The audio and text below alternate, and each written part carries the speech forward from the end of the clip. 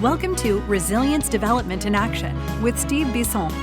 This is the podcast dedicated to first responder mental health, helping police, fire, EMS, dispatchers, and paramedics create better growth environments for themselves and their teams. Let's get started.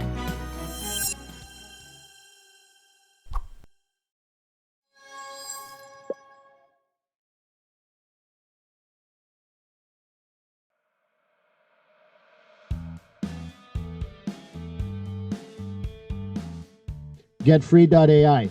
You heard me talk about it. I'm going to keep on talking about it because I love it. I've had about a year and a half, 18 months practice with it, and I still enjoy it. And it saves me time and it saves me energy. Free.ai takes your note, makes what you're talking with a client, just press record. And it does either transcript, it does a subjective and an objective with a letter if needed for your client and for whoever might need it. So for $99 a month, it saves me so much time that it's worthwhile. And if you do it for a whole year, guess what? You get 10% off.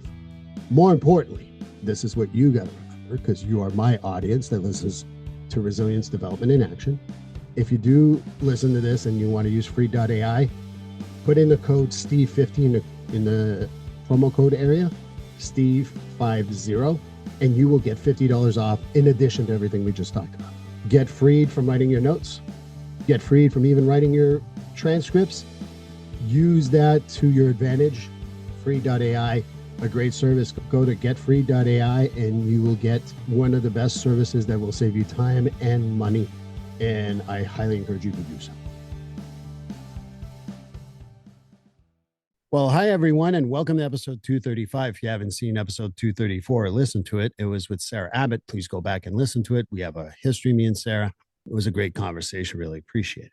But episode 235 is a returning guest and a returning, shall I even go, a friend, because we worked together on a very important project that I was really excited about. We unfortunately weren't able to get more funding on the subject, which was the Mindful Guardians. And I really appreciate it because I felt like I was being accepted in an environment that, again, I've never been in the military, and the Coast Guard really needed the support at the time, but it was so helpful. And hey, turns out Justin is a veteran of the Coast Guard, among other things, but I'm going to let him decide what he wants to talk about. So Justin Jacobs, welcome to Resilience Development in Action. Thanks, Steve. Good to be back here with you. I was excited to hear you, like Blight, who was on a couple of weeks ago, said, you should contact Justin. And I'm like, yeah, he'd be great. And you responded right away. I was so excited. So I'm so happy to have you on. Yeah, I appreciate it. I was talking to my 28-year-old son the other day, and he said, Dad, did you ever think that you were going to be a grief coach? I was like, no, there's nothing in my mind that as a kid or a teenager, or even as an adult leaving the service, I was like, yeah, I'm going to be a grief coach someday. Because I did 22 years in the Coast Guard and decided I didn't want to do anything with that anymore. I was kind of bored, wanted to change, and did decide to get into professional coaching for leadership and transition for the veteran community here in the Washington, D.C. area, because at the time, the Biden administration was spending millions of dollars on coaching. And I figured, yeah, I can do that. So fast forward a couple of years, and my wife dies of cancer. And Blythe, our mutual friend, has this grief coaching program. And she says, hey, do you want to be a grief coach? And I said, absolutely not. I'm not in the headspace to talk to anybody about their traumatic event or their grief, because I can't even take my own clients at this time. And so I went from life coaching to leadership coaching to transition coaching to now grief coaching. But the interesting thing that I found about all that is that they're all interconnected. They're all intertwined. Everybody has experienced grief in some shape, form, or fashion. Everybody is transitioning in life in some shape, form, or fashion. And anybody who comes saying, oh, I want, coaching on leadership, great, we can talk about that. And over a 12-week program, we'll probably talk about leadership once. Everything else is going to end up being about life. But life is too woo-woo when you're like, oh, I'm a life coach. Like, oh, here's your crystals and your chakras and your breathing exercises. Nah, I'm just going to provide a safe space for you to talk about life in a way that you probably don't feel safe talking to anybody else about. and you're going to unlock stuff inside of you that makes you feel like you know what you need to do, maybe for the first time in your life. Right. And so, yeah, it's been a weird journey, but very happy to be here. What I find interesting in what you just said is I find that grief is part of every session I ever do. And I go back to a guest who's been regularly on the show, Pat Rice. He argues that we don't have diagnosis, we only have grief. And most of what we go through is a form of grief, whether it's anxiety, depression, even trauma. It's the grief of all those things that are really, truly what we're treating. And I always thought that was a great way to think about grief and mental health in general. Hmm. No, I like that. A student that I have in the grief program, so the Blythe's program will take a person who has experienced a loss of any kind and may be stuck in that grief a little bit, who wants to work through that grief, but then if they also want to become a coach to help others, they can do kind of a dual track of going through the program themselves, but learning how to become a coach for other people. And one of my students was talking about the passing of her husband and, to cancer, and it's a horrible thing. But as we were talking about previous traumatic events, she kind of realized that, like, well, I moved around a lot as a kid and I didn't have like a family situation in a home where I felt stability because we would move in the middle of a school year and we'd have to leave family who we were staying with and we'd have to make new friends. And I said, all those things were traumatic events. And if you didn't know how to grieve those properly as the child that you were, all that stuff came back up when you lost your husband. Right. And so the thing that's so strange about grief is that if you don't productively work through it in a way that your brain and body kind of like get used to the loss, it's just waiting for the next thing to happen to trigger it again. Right. I agree. And, it's interesting because it sounds like there's a lot of things that led you to what you're doing today. You said you didn't see yourself as a grief coach, but there seems to be a lot of events that led you to being a grief coach.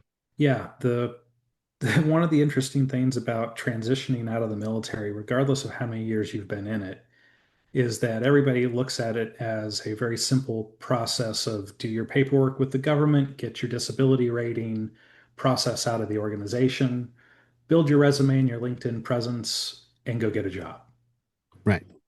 What nobody talks about is the fact that it is a traumatic event. One day you're in uniform, you know exactly what to do, you know exactly where to be, you have your community, you have your purpose, you have your paycheck. The next day, you lose the uniform. You take it off and you never put it on again. You lose your paycheck.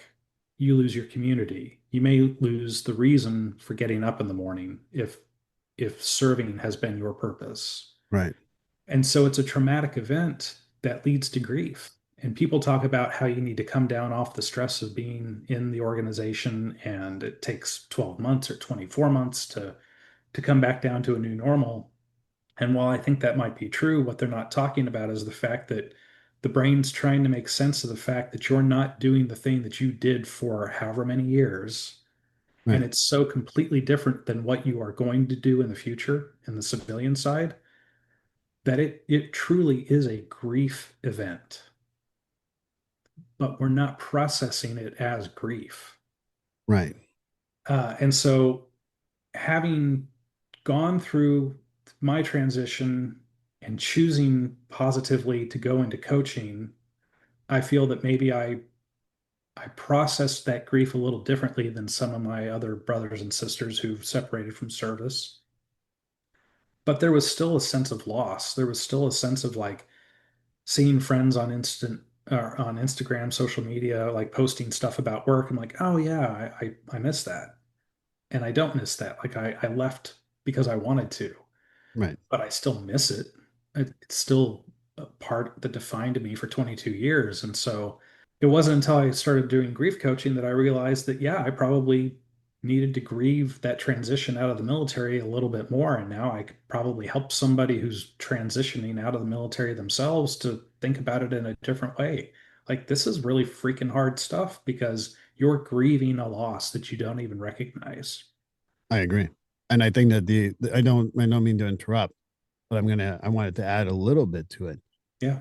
I talk about my first responders who retire. And the more I do talking about retirement with people, the more I do it like 2 years in advance prior to leaving the fire service, the police service, sheriffs, whatever, because it really takes that much time to prepare for that grief.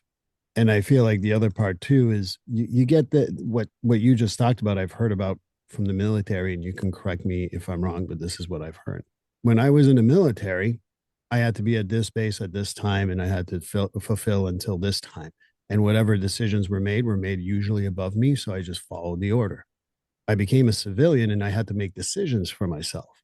I had to make judgment calls and not have someone say yay or nay to my decision. That's really a change. That's a mind fuck if you really think about it. I don't know if that's what I'm not saying you personally, but maybe you can share you. But I think that's something that I've heard from my military folks. Am I completely off here or? No, I think that's very accurate. I think sometimes people who haven't experienced a hierarchical organization like the military or like first responders, where you give and receive orders, think that we're just kind of like robots that do what we're programmed to do. What I would say is that certain decisions are made for you, like where you're going to be based, what work you're going to do while you're there, how you're going to dress, and all those kinds of things. But what that does is it removes the need to make decisions on things like what am I wearing today? What do I want to work on today? Away from you so that you can focus your decision making on more important stuff like how are we going to accomplish the mission today? What are we going to do to think outside the box to overcome this obstacle or this thing that's keeping us from success? How am I going to interact with the people who I'm responsible for to make sure that they're getting what they need to perform at peak efficiency? So Right. there's a lot of decision making being made by the military member inside the organization that they're excellent at doing when they land in the right vocation after the military. Right. The problem that I think the military member has is you separate from service and you're in, whatever state, whatever location around the globe. And now it's like, you decide where you want to go. Okay, well, maybe I want to go home. Maybe I don't. Maybe I don't even have a home because I've been in for so long. No place really is home anymore. Do I need to go where the job is? Do I need to go where the kids will have a good school? Can I afford where that is? Like, and now all those decisions kind of start coming up and like, crap, I don't know. Like, I can do anything.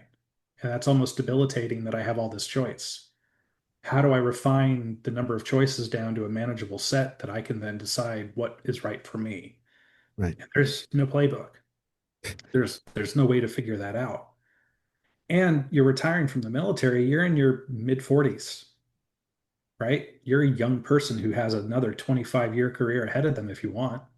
Right. That's a long freaking time. And you think that like, well, I've got to make the right decision because that sets the trajectory for the next 25 years. If I don't make the right decision, then crap, this won't work. Right. Well, 70% of the military leaves their first job within like the first 6 to 12 months because it's the wrong fit.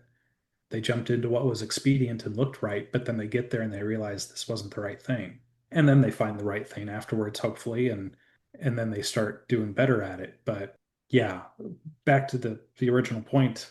It's not that we can't make decisions, it's that we don't know what the right decision is because we've never been confronted with having to make that decision before. The last time we did was when we were 18 or 21 and we raised our right hand and took the oath. After that, it was Right. kind of like, where am I going now? Where we tell you to? Okay. Well, I think that you hit something that, kind of like I don't when I never served, but if I served, I'd be like, okay, what's my uniform? This is the uniform. This is what we're wearing today. That's what everyone's wearing. This is what we do on Tuesdays when we're in Mount Fuji or whatever. There's no thought process there. You just put it on. Getting up in the morning and choosing from 5 shirts is really complicated. And Mhm. I go back to a French expressions, and I'm sure there's a good English expression. If you find it, please let me know. But the French expression is too many choices is like not enough. When people go to the Cheesecake Factory, they take a long time before making a decision because that menu is overwhelming. And at the same thing, if you go to some French restaurant with 3 choices, it's also as daunting because you get that wrong, everything's wrong. And I think that that's what you're kind of describing when you talk about the military system and in general, any military, paramilitary decision making. And that's where the first responders fall. They're not quite military, but they're definitely paramilitary. Oh yeah. Yeah, absolutely. Yeah, and they're exactly the same way. Here's your uniform. This is what time you show up. This is the work you're going to do. You're going to make 1,000 decisions during the day about how to protect the public, rescue the person, put out the fire, like really wicked hard stuff. But you kind of have the bandwidth to make those really hard decisions because you didn't have to decide, oh, am I wearing my blue shirt today? Oh, am I going to wear the red one? Like, yeah, no, I know No. what I'm wearing every day. I know for me, I know what I wear every day. It's something as casual as I possibly can. And just shout out to our conversation right before this. Yeah. But yeah, no, I think that that's part of it. Like one of the things that, again, I've been told, and you correct me if I'm wrong, sometimes I've heard the expression that the Coast Guarders are the first responders of the military branch.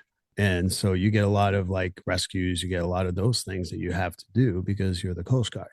Am I wrong, by the way? Number one. And number two, is that what makes you kind of like understand a little more about the first responder world?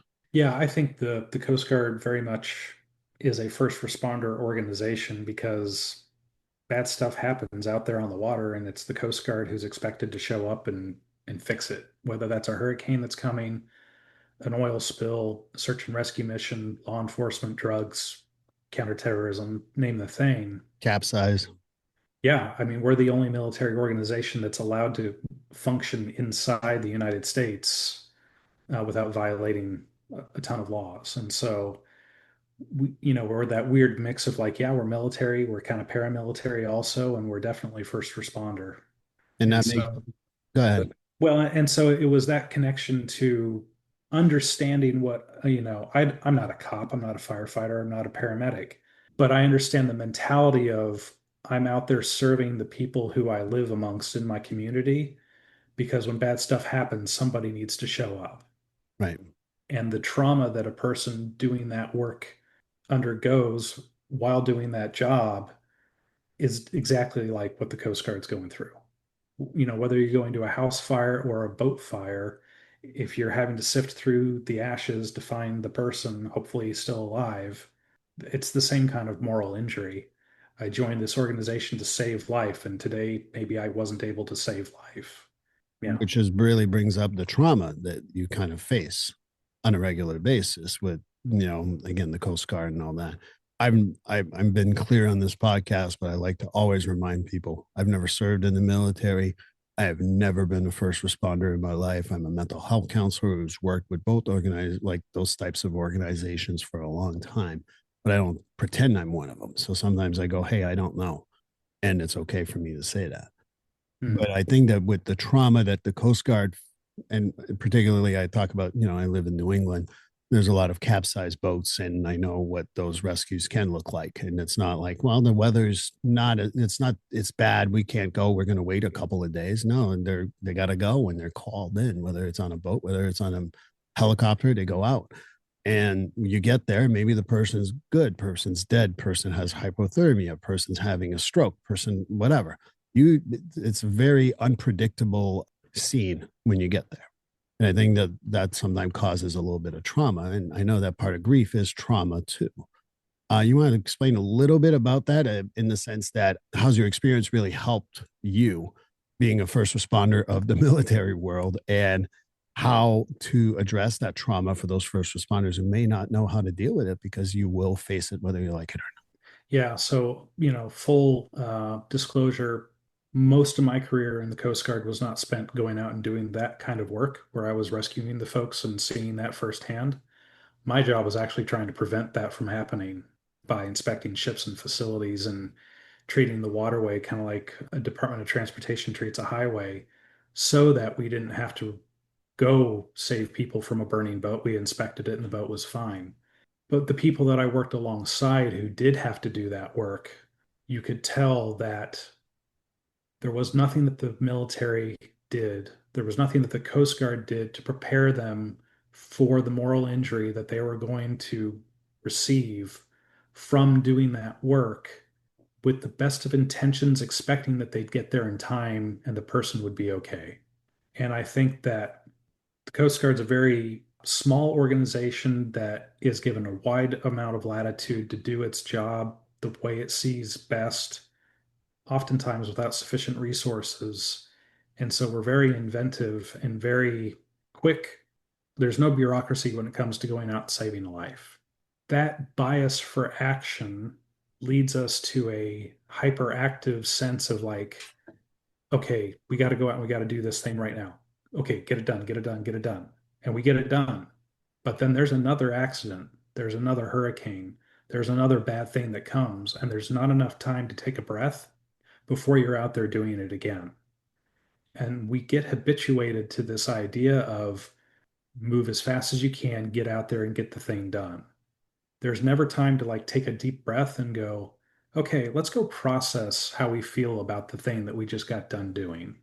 And unfortunately, because we're a zero defect organization, you don't know that a person's been impacted until they get their first DUI, until they have their first domestic violence incident, Right. until they have a full mental break. And then we find out that, oh, that's because of work that I did a decade ago that I never fully processed and worked out with a therapist or a mental health professional. And so those people are doing fantastic work and they're taking such a ridiculous mental toll that nobody knows about it until it's after the fact of the bad thing that happens that reveals, oh yes, it's because of this. And I'm sorry, I probably didn't even answer your question, but like But what no, I think you did. I think that one of the things that I'm going to gravitate towards, and I'll give you the full leeway of saying, Steve, I don't want to talk about this if you don't.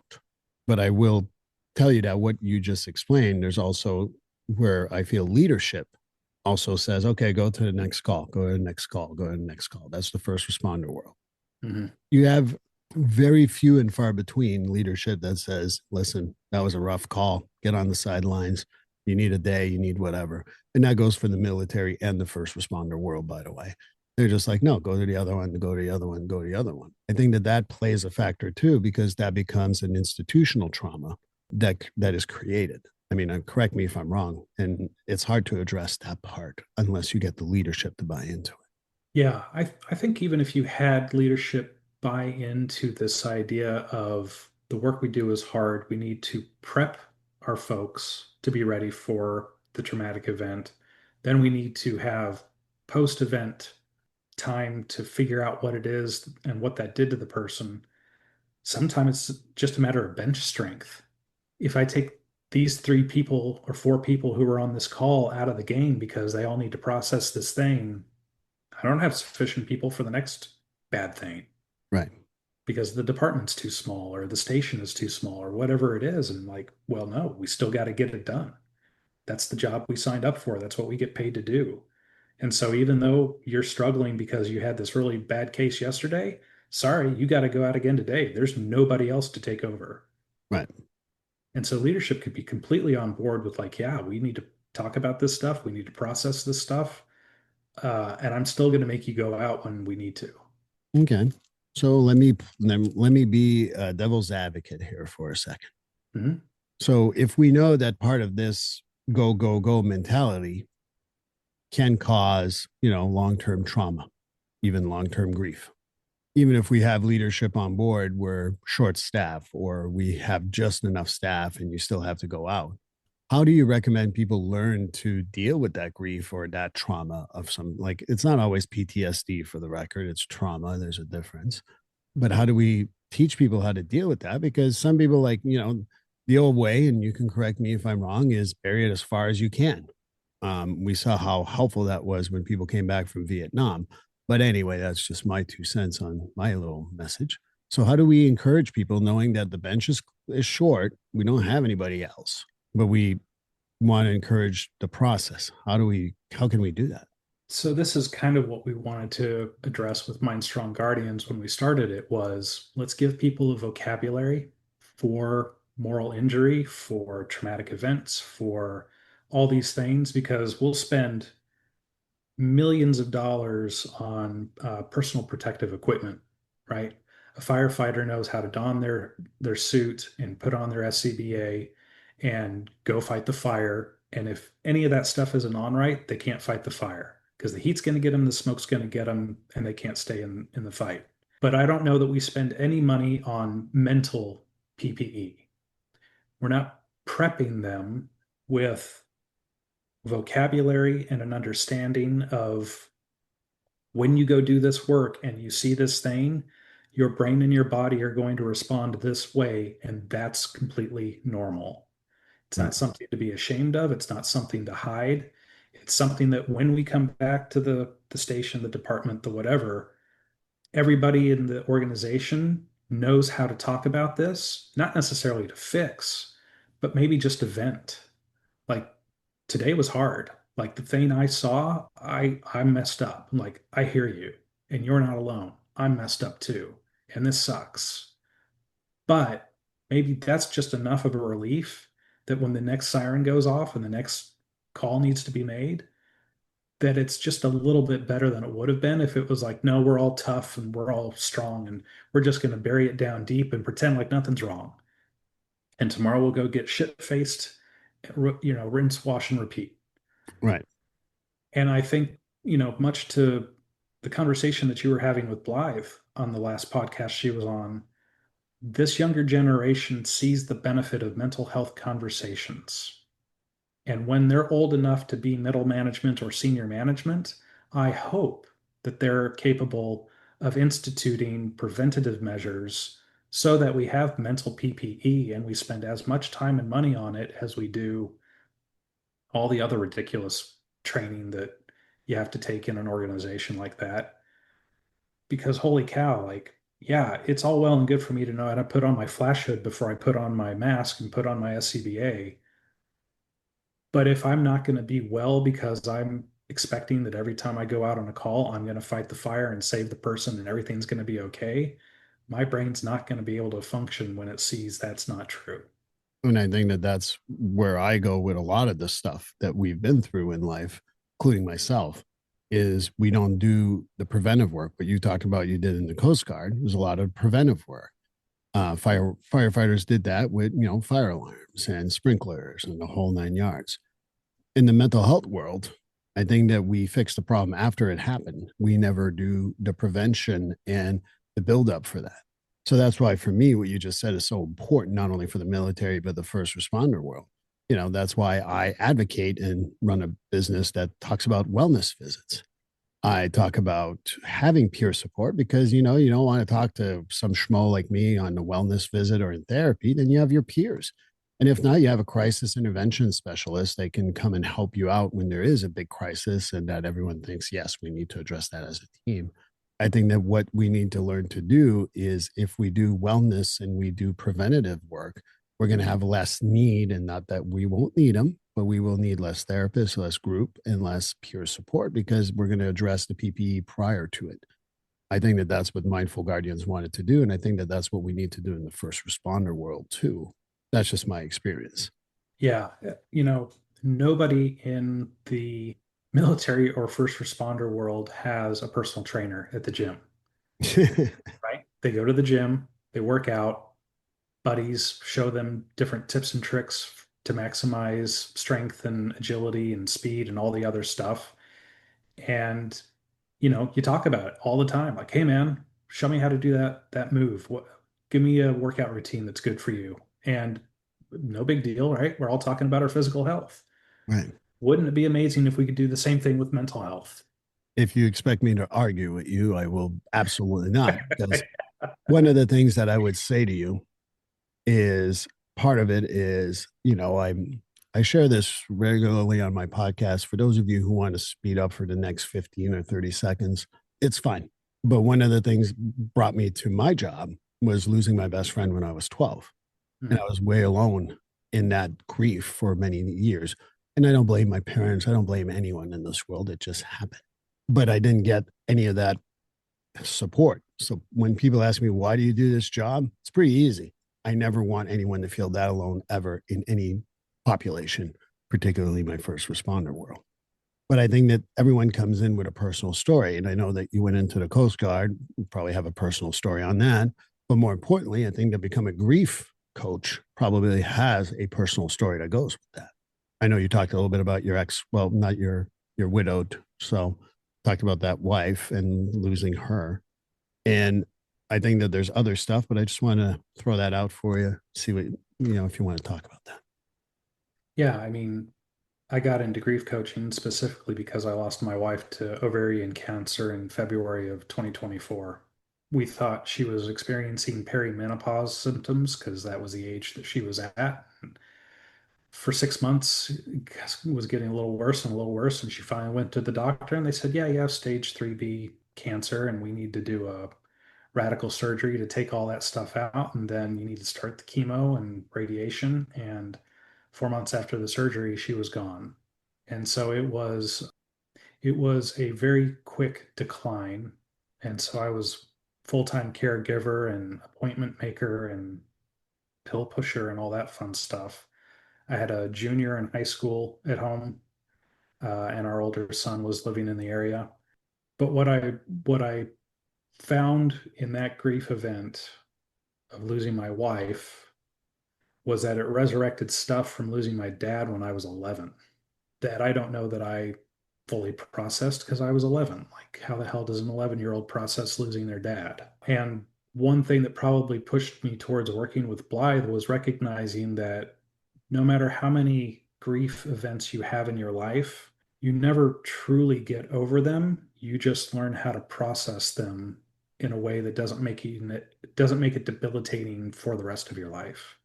My therapist said that my first wife will be with me for the rest of my life. She will be an ever present part of me.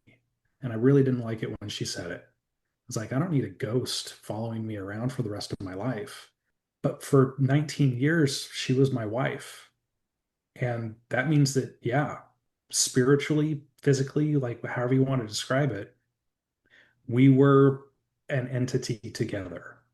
And to have a portion of me removed changes a person.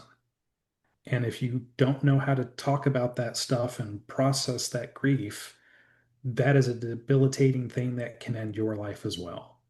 I'm thankful that I have a fantastic support network of family and friends, people who love me and care for me, and that I was very open and honest about the way I felt as I was going through those first months of losing her. And I feel that I did a decent job of processing my grief. Now, I still went out and sought out therapy because I realized that I wasn't doing as great a job as I thought I was. But like you, I felt horrible losing my wife and saw people who had lost their spouse and were in that same mindset years or decades later. And felt so bad for them. I was like, I don't want anybody to feel stuck in grief like that for the rest of your life. And that's one reason why I decided to go in the direction of grief coaching because I feel that I have done a good job of processing my grief, that I am healthier than I was after losing her. I got remarried. I graduated a son from high school. He's in college now. I married off my other son. I moved houses. Like, there's been a lot of churn in my life this last 12 months, but it's all really good stuff. And I think it's because I did really hard work. And I don't want anybody to feel like they're doomed to be stuck in their grief. You can get unstuck. You can have a life of joy again, but it's not easy. Well, first of all, thank you for sharing that. Really appreciate you, and I appreciate you sharing that story. And I think that that's where strength comes from, in my opinion, is sharing your stories. I think that one of the things they teach us in counseling psych is to remove the person from the therapy so the other person can be themselves. Well, in fact, denying your who you are in a room is the worst thing you could ever do. And I'm sure that being a good grief coach, you bring yourself and your own grief that you've been through and you're still working on. It might be in the rearview mirror in some ways, but will never disappear. Really, really helps the people you talk to. And I give you a lot of credit for having a story like yours and being able to share it. Yeah, thanks. Grief coaching specifically, I think, is the only kind of coaching where the coach should have the life experience of the client. I think in any other coaching situation, the less I know about you and the thing that you are coming to me with, the better, because then I can be curious and do a really good job of helping you figure out what you need in life. But specifically for grief coaching, if I can't come alongside you and say, I feel the pain that you feel because I went through the thing you went through, then there's a disconnect. Like, well, then how can you help me? You can't really help me through this thing if you haven't gone through it yourself, because no one understands it until you've done it, until you've lived through it yourself. I would argue that you're right. I think that we all go through grief. More complicated grief like yours may not be the same. And I think that life experience really helps. I also believe firmly that, well, I've never had schizophrenia. I can work with people with schizophrenia, but I prefer working with people who, I don't steal any valor. I didn't do any of those things, but I've been on, scenes. I've been out on, the fires, the medicals, the mental health, and everything in between with the police. And having that hands-on experience makes me a more credible therapist, but more importantly, makes me understand a little more. I don't understand fully, but I understand a little more. And I think that there's specific worlds where we need that experience. I don't need to have schizophrenia to understand schizophrenia, but that doesn't mean I fully understand it. And I got to be curious. I think I go back to what you said about grief. I think that I know a lot about grief, but I'm still curious as to how people go through grief. So I think that curiosity also goes with the grieving process, whether you're a coach or a therapist. Yeah, I agree with that. I think that regardless of the amount of grief that you've experienced, you've only experienced your grief. And grief is like a fingerprint because you're a unique person and the person that you've lost was unique and your relationship was unique. No other person had the same relationship that you did with that person. Right. And so I'll never understand a client's grief. I'll be able to speak to similarities in the way that I felt or the idiot things that other people said trying to help me. But more than anything, I think it's just saying to the client, I don't understand what you're feeling, but I felt something similar. And here's something about my loved one that I lost that I can say honestly. And maybe it's the first time that that person's been given permission to say something that didn't deify or lionize the individual. Because people are complex and good and bad. And like there might be something about the person that you lost that you're kind of glad that they're not around anymore because life's a little bit easier. Well, you can't say that to family and friends, No. but you can say it to a coach, you can say it to a therapist, and being able to be honest and tell your story about something is freeing. Right. And I'm just going to do a PSA here for everyone. When someone dies for forever reason, including the cat, the dog, whoever people care for, don't tell them they're at a better place because that's an insult to where they were next to you in your life. So that's never good advice. So just if you're listening to this, never say to someone they're at a better place because my first instinct when people say that to me, how do you fucking know? So just want to put my PSA moment here because I hear that too often and it just drives me wild. Yeah, and that's perfect. The best thing to say to the person who lost somebody or something that they care and love about is that sounds really hard. Death, loss sucks. There's nothing good about it at all. That thing was here, that person was here, and now they're not. And I miss it. And Right. it sucks. And my favorite line is when people say they lost someone, whoever, or even an animal, because people dismiss animals, but not me. I always go, I have no clue how you're feeling. I've had my own grief, but it can't be the same as yours. Tell me Yeah. more about it. So I think that's another good way to kind of explain to people what we can go through and tell them. But as we approach end of the time here, I can't believe we went really fast. I just realized that. How about you tell people what you're doing now? I mean, I'll never lose the dream of doing mindful guardians again with you. I'll be honest with you. But since we're not doing that right now, what are you working on? So I'm a mentor coach in Blythe's Grief to Purpose program, helping take students through both their own grief process, but also training them up to be trauma-informed grief coaches. Okay. I hope to start working with first responders through a company that's going to hire me to be a grief coach. They kind of have a 12-month long program with psychiatrists, therapists, peer recovery specialists, and coaches. And so I look forward to working with first responders through that program. And then otherwise, I am still running my own company, Manly Grief. Don't really have a website, but I'm on Instagram, and I'm taking individual clients for grief coaching. And yeah, that's most of what I'm doing right now. I encourage everyone to go to his Instagram. Always good stuff. I actually follow him, and you can check if I'm following him because it's the truth. But yes, Blight's program is really good, and I'm happy that you're doing that. Working with the first responder and having a program like you just talked about is so important. It's unfortunate because I was in the Virginia area of Washington, D.C. a few months ago, and I wish we could have connected. But at one point, we're going to connect again, I hope. Yeah, that would be great. But I'll put all that in the show notes. Even though you don't have a website, I think follow him on Instagram, reach out to him for grief. He has experience. You haven't heard half his experience, if you ask me, here. And as a helper, but also as his own life. So, Justin, I can't tell you how much I appreciate having you on again. Hopefully, we'll have you on again soon, and we can talk more about grief and what you're doing, because that sounds super interesting with the first responder. Yeah, I'm looking forward to it. And I appreciate being on the podcast again. It's always good talking to you. Well, I want to thank you and thank everyone who's listening for episode 235 with Justin. I'm looking forward to seeing you in the next episode. Thank you.